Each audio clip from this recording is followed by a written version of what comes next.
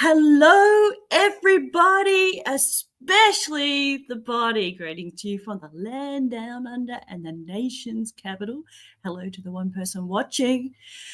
And, the weather's been really, really hot here in the nation's capital. It was 36 degrees the other day, which is, if I look at the Fahrenheit thing, it's 96.8, and today is going to be, let's have a look, 102.2 Fahrenheit. Whoa. So it's pretty damn hot. And I want to get into more of Martin's ZWTF stuff. And I just want to get into the show today and start reading. So let's go. Let's do this thing.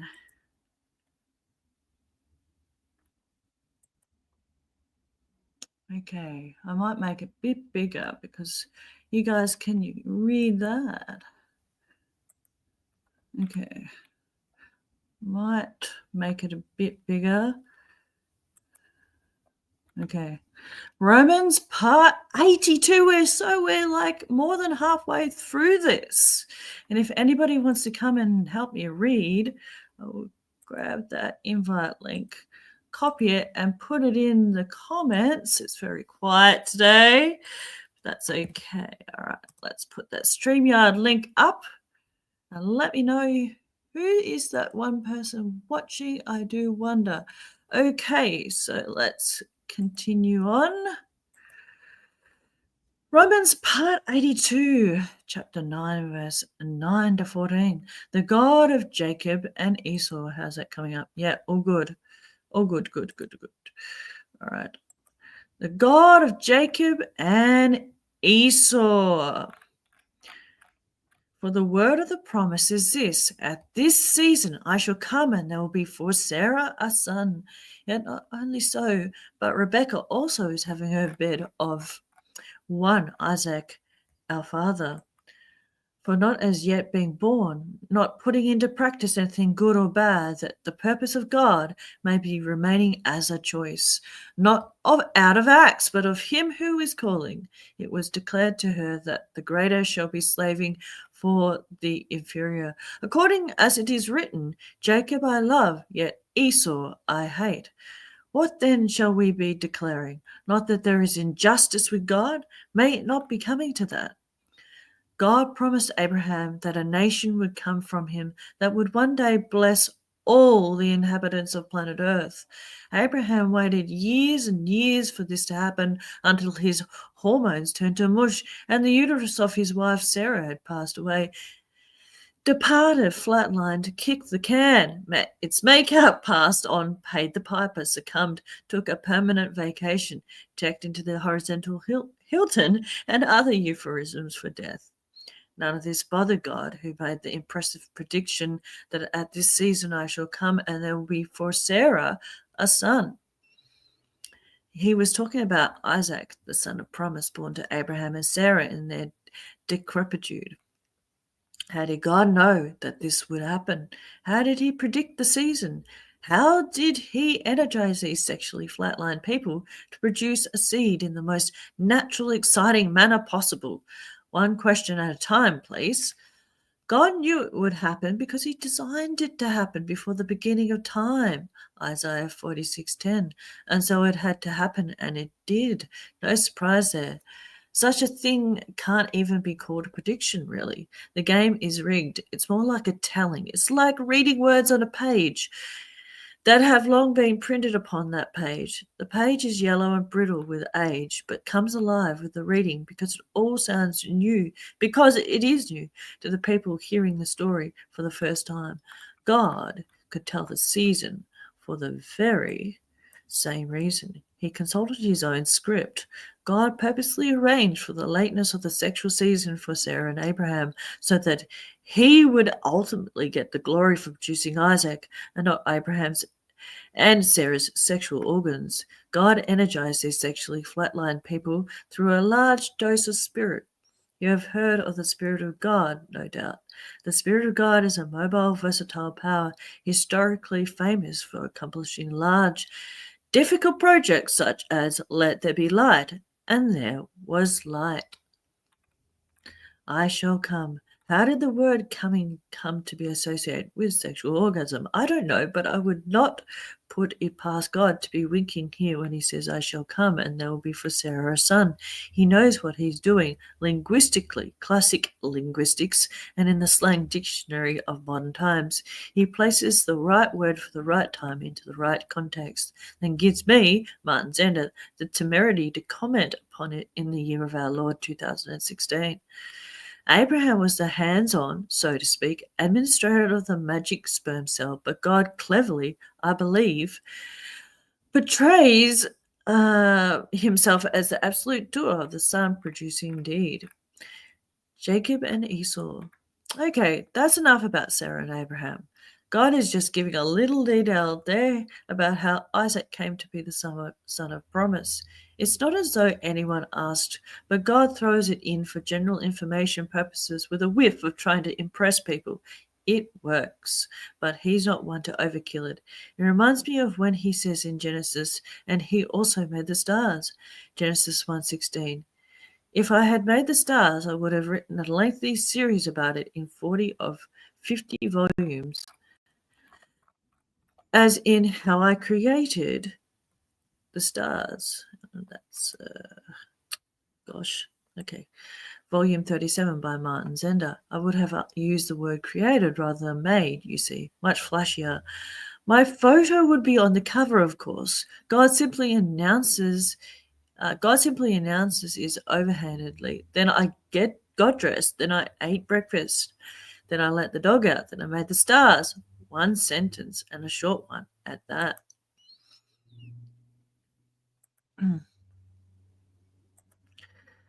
But now we are going to talk about that same son of promise, Isaac, only this time adding his wife Rebekah and their twin sons, Jacob and Esau, into the mix.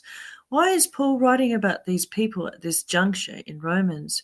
He is first and foremost concerned that we not think that Israel is finished, kaput, as a literal nation with literal promises from a literal God who will literally do what he literally said. Secondly, here is an opportunity for Paul to testify to the sovereignty of God.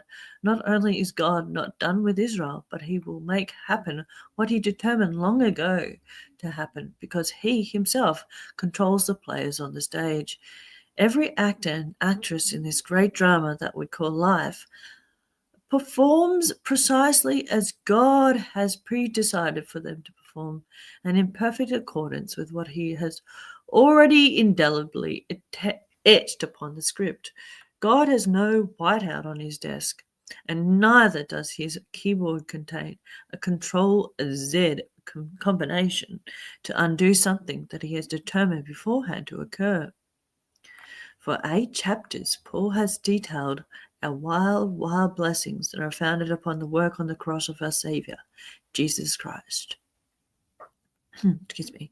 He has told us how nothing in the universe can screw up these blessings. Since God is for us, says Paul, then who can be against us?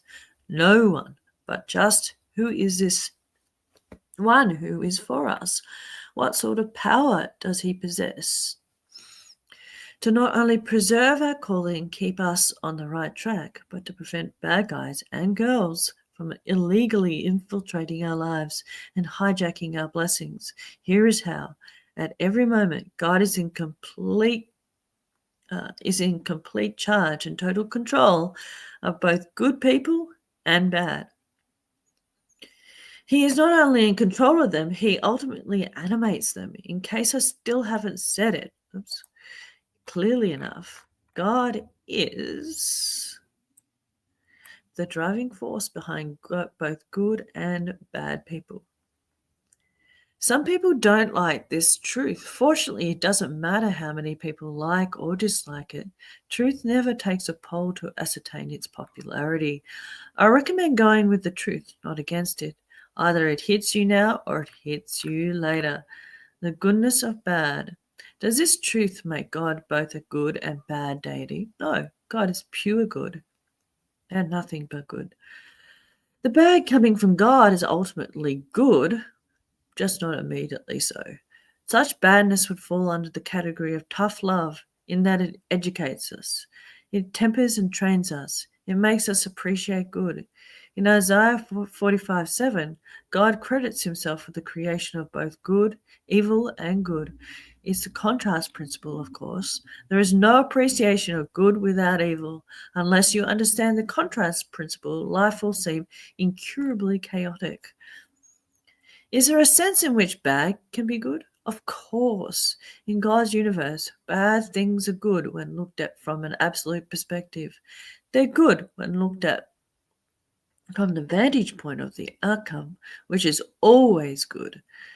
The crucifixion of Christ is the prime example of this. Was that crucifixion a bad thing? Oh, yes, terrible.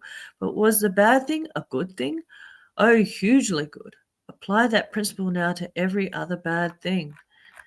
And I mean every other bad thing. Congratulations, you now have the key to solving the reason behind every bad thing. It'll eventuate in good. We can see it clearly now with the cross, though not immediately, with the evils that presently surround us and vex us. This is where faith comes in. God did what he did with the cross to give our faith less strain. It eventuated in good. The crucifixion of Christ is the template for how God turns all evil. The crucifixion was the worst evil into good. If he can do it with the crucifixion of his own son, then he can do it with anything. God operates all things together for good, Romans 8:28. Most of it just doesn't seem good as it's happening. The most shocking truth of Romans chapter 9 is that God animates both good and bad people. It is a simple truth and plainly stated here by a guy, Paul, who sometimes has a hard time stating things plainly.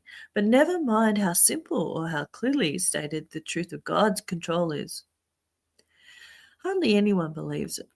Equal opportunity roommates. Yet, not only so, but Rebecca also is having her bed of one Isaac, our father, for not as yet being born, nor putting into practice anything good or bad, that the purpose of God may be remaining as a choice, not out of acts, but of him who is calling.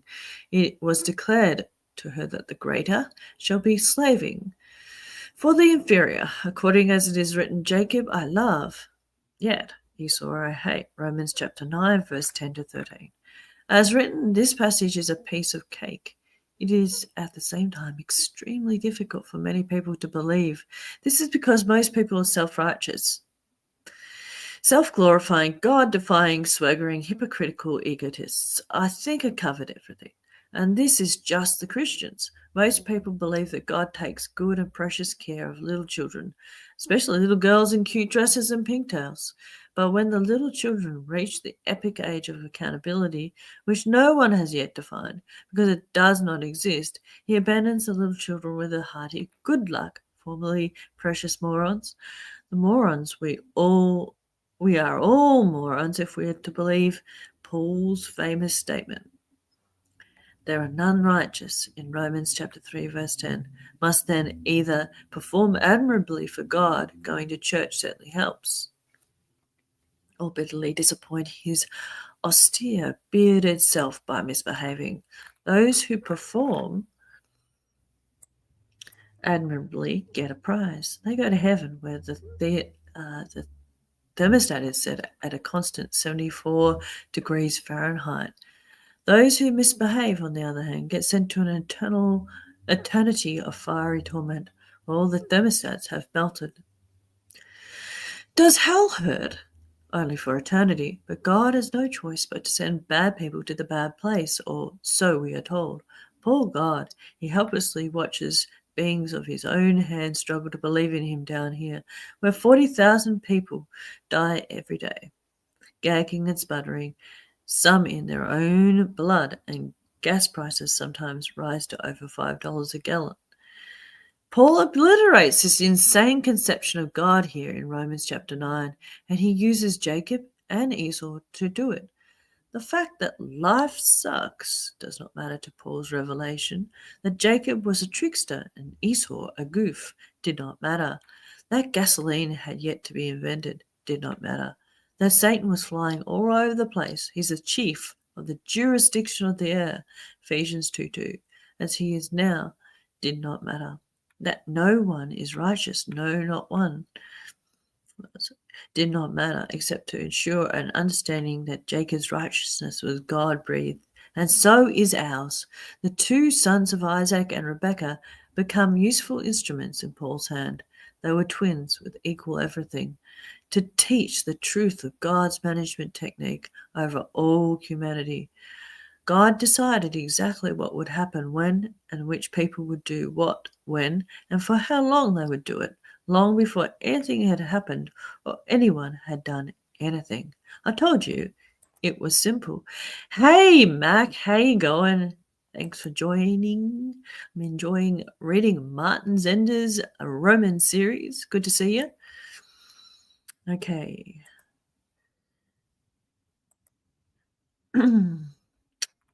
Consequently, then, I have been told that God operates in such a fun, dynamic fashion only with Jacob and Esau. Pooh pooh. This is the wishful thinking of the swaggering egotists described earlier. God exerts similar control over the Pharaoh of the Exodus, described later in this chapter. When Paul has concluded his Jacob and Esau account in verse 16, he sums up the revelation this way. Consequently, then, it is not of him who is willing, nor of him who is racing, but of God, the merciful. That's a great verse. Paul is clearly no longer speaking of Jacob and Esau, but of everyone. He uses Jacob and Esau as a template for how God deals with everyone. If anyone is either willing or racing, then what such a person does is not of him or her, but of God. This single verse disproves human free will.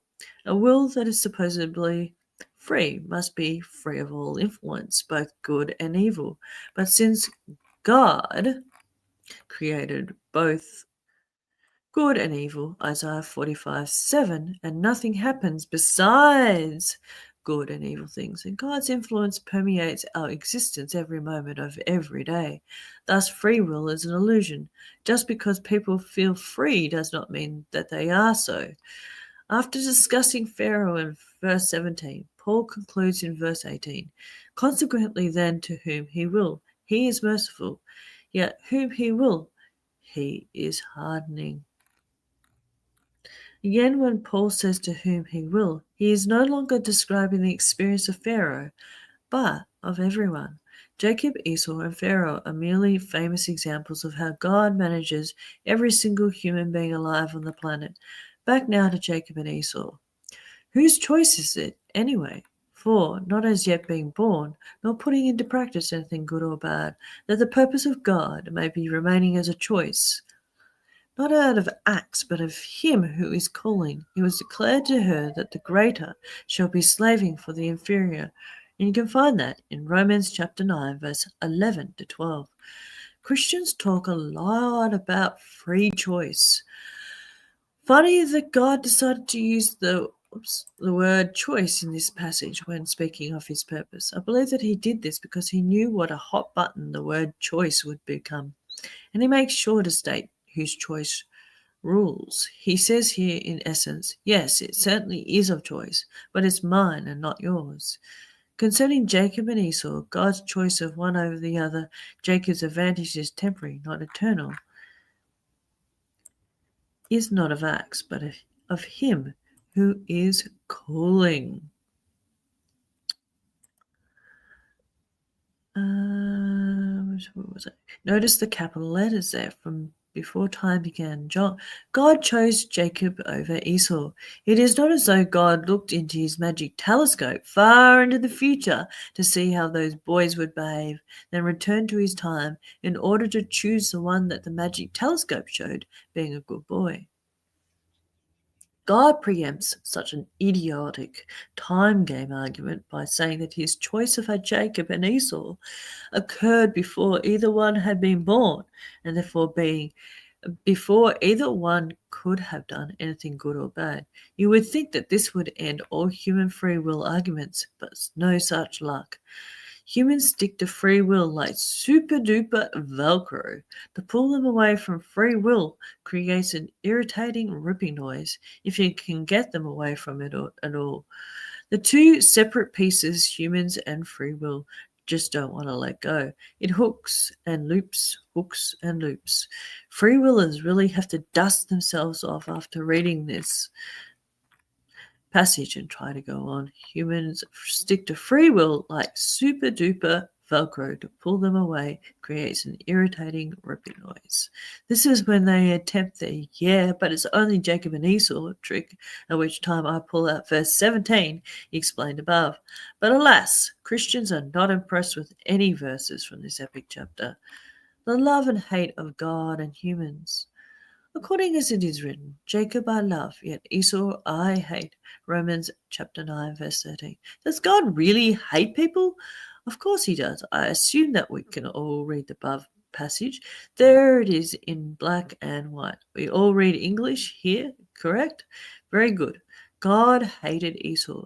But of course, we must realize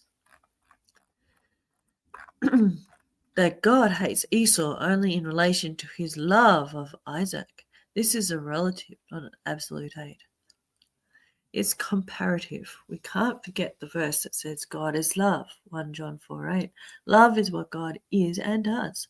Love is the umbrella covering all his other relative attributes, including hating people.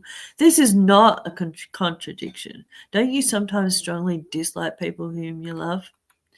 If I can show you how this principle of disliking those whom we love operates with humans, it should be easy to see how it can apply to God, because compared to God's love, our love snaps, crackles, and then poops. But even on our best days, we can dislike those whom we continue to objectively adore. It's funny how Christians laud the love of God, but then at the same time flounder at explaining how God can hate Esau.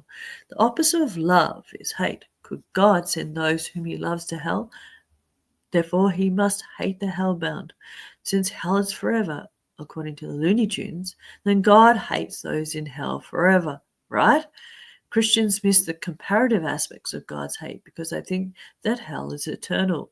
If hell is eternal, then the divine hate that sends people there must also be without end. Hatred is a strong dislike. When I was a kid, I used to think that hate was the worst word in the world. My parents taught me to never hate anyone.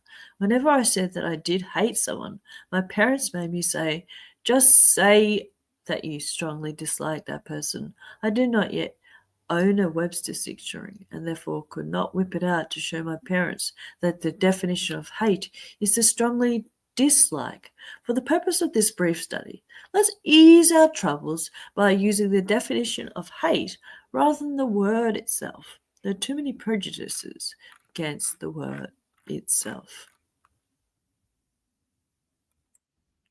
I love the state of Ohio because I grew up there. Sorry, guys. I love the state of Ohio because I grew up there. However, I also strongly dislike the state of Ohio. I just discovered this disturbing fact only when traveling with my family to Florida from Ohio for the first time during an Ohio winter. It was 1995. It was at this time that I realized why people went to Florida from January through April. It was also at this time that I realized that I strongly disliked Ohio, and I believe that I said as much to my family. Family, I now strongly dislike my very own home state. My 9-year-old son Gabe said, but Dad, you also said, and this has been documented and notarized and kept on file by me, that you love Ohio. I tweaked his little 9-year-old nose and said, that is true, son. I love that horrible place. I could say such an awful thing about Ohio only when comparing it to another relatively paradisiac, how do you say that? Paradisiacal place. I don't know. Meteorologically speaking, such as Florida. Love, hate. Is not love-hate relationship a common human phrase? From whence did it come? It comes from loving something and strongly disliking it, at least for a while simultaneously. None of us are strangers to those conflicting emotions. Don't you love your kids? But aren't these there times when you strongly dislike them? God has no literal human emotions because he's not a human. Whenever we use an emotion tinged word to speak of the deity, whether love or hate, it is not literal. The nearest thing we have in the human vocabulary of emotion to describe what God is and does is love. This is an emotion within the range of our human perception, translated to us through another human, Jesus Christ, who is the image of the invisible God, Colossians 1:15. Thus also hate. Back to the absolute and the relative. Thus God loves the world so that he gives his only begotten Son, John 3:16. Does God therefore love Esau? Yes, this is the absolute viewpoint. God loves the world, but does he also hate Esau? Yes, but this is the relative viewpoint. We may also say that God is oftentimes not fond of the world. The root word of the word relative is relate, and God hates Esau only in relation to his love of Jacob. It is not absolutely true that God hates Esau. He only hates him during the time that he temporarily uses him as a foil for Jacob. This will incite a predictable outburst from some readers. Why would God hate someone whom he purposely determined ahead of time to be an idiot? In order to help us through this life of contrast and conflict, God, in his condescension, has placed himself in our life of contrast and conflict, even though he is absolutely not subject to these dual turmoils. He condescends to this so that we may know his character.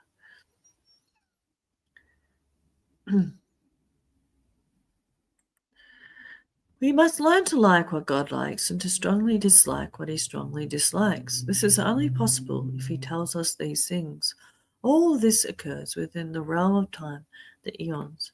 When God becomes all in all at the consummation of the eons, we will no longer need these contrastive experiences, emotions, and lessons, and then God can blessedly retire from the condescension business of stage diving into his own world.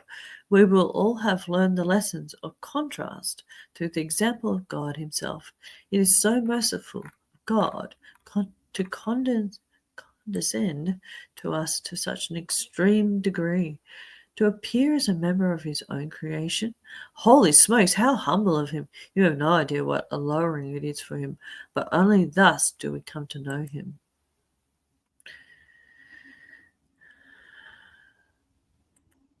The justice of God. What then shall we be declaring? Not that there is injustice with God. May it not be coming to that. Romans 9:14. Humans being humans, they read of God determining ahead of time who will be naughty and who will be nice, and they accuse God of playing favorites and therefore being unjust. He does play favorites, but he is not unjust. These objectors simply fail to realize that God is God and that they are not God, and that God can do whatever he wants with the creatures of his own hand. How burdensome for these objectors to stare at themselves in the mirror and mistake themselves for the deity. These folks have a real downer reality coming someday. What would surely be unjust for humans is not unjust for God. For how else can God show the bright sides of things unless he shows the sides that are dark? Since he created everything, then the dark side things have to come from him. Everything comes from him. 2 Corinthians 5:18. To ensure the dark sides, God makes them himself. These dark sides include dark people. God is not an equal opportunity employer. No one auditions for him. Jacob and Esau enjoyed equal status in Rebekah's womb. Rather than affording them an equal opportunity to perform, it afforded God a clean field on which to prove his sovereignty. What Jacob and Esau would become was in no way based on anything that either Jacob or Esau did or would do. Humans base good opinions and promotions on merit. God bases these things on his own decisions and pleasures. In this, let no one accuse God of arbitrariness. His choices are intelligent and subserve great and noble purposes. Can humans always say this? Not in my experience. In one sense, I appreciate the objection of God is unjust.